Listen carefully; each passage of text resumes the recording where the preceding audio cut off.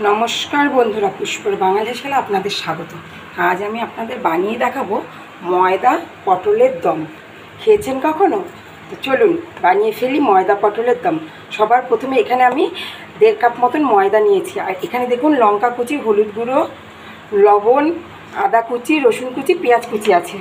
এটা আমি এর মধ্যে অ্যাড করলাম, ময়দার মধ্যে দিয়ে দেবো একটা ডিম। দিয়ে এটাকে বেশ ভালোভাবে মেখে নেব শুকনো শুকনো করে। দেখুন এই রকম ঘনত্বের একটা ব্যাটার বানিয়ে নিয়েছি আমি। কালারটা কত সুন্দর লাগছে। এখানে একটা কড়াই বসিয়েছি, কড়াইতে দিয়ে দেবো পরিমাণ মতন তেল। এবার তেলটা বেশি গরম হওয়ার প্রয়োজন নেই, অল্প গরম থাকতে থাকতেই আমি ছোট্ট ছোট্ট আকারে এগুলো বড়ার মতন ভেজে নেব। ঠিক এইভাবে। এটা কিন্তু ফুলবে ঝোলে দিলে। এই রকম একটা পদ থাকলে বন্ধুরা বিশ্বাস করুন মাছ মাংসের প্রয়োজন হবে না। আর আপনারা যদি চান এটা নিরামিষ বানাতে তাও পারবেন, সেখানে আদা আর এই রসুন আর পেঁয়াজটাকে স্কিপ করে দেবেন, তাহলেই হয়ে যাবে। ডিমটা দেবেন না।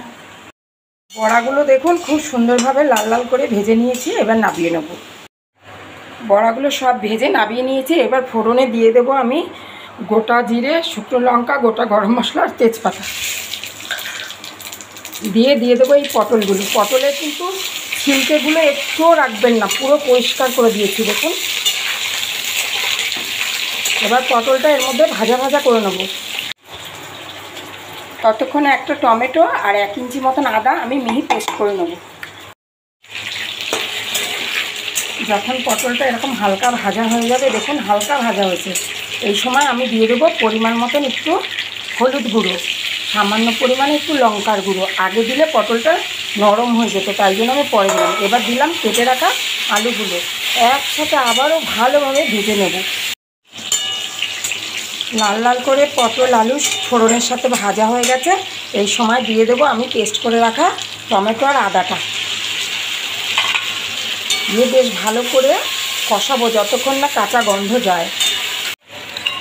এইদিকে একটা বাটিতে আমি 2 চামচ মতন টক দই নিয়েছি। টক দইটাকে ভালোভাবে ফেটিয়ে নেব। তার মধ্যে দিয়ে দেবো লঙ্কার গুঁড়ো পরিমাণ মতন হলুদ গুঁড়ো, পরিমাণ মতন লবণ দিয়ে বেশ ভালো করে এটাকে ফেটিয়ে নেব।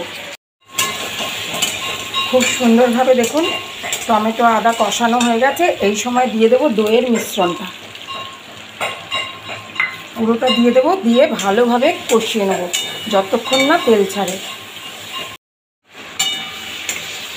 দেখুন তো বন্ধুরা, এই রকম একটা পদ থাকলে কি মাছ মাংসের প্রয়োজন হয়? কি দুর্দান্ত কালার হয়েছে দেখুন। মাংসের স্বাদকেও হার মানাবে এই ময়দা পটলের দম। এই সময় দিয়ে দেবো একটুখানি স্বাদের ব্যালেন্স করবার জন্য চিনি। খুব ভালোভাবে কষানো হয়ে গেছে, দেখুন তেল ছাড়ছে। এই সময় দিয়ে দেব পরিমাণ মতন জল। আর জলের পরিমাণটা অবশ্যই একটু বেশি দেবেন, কেননা ময়দাটায় জলটা অনেক টেনে নেবে।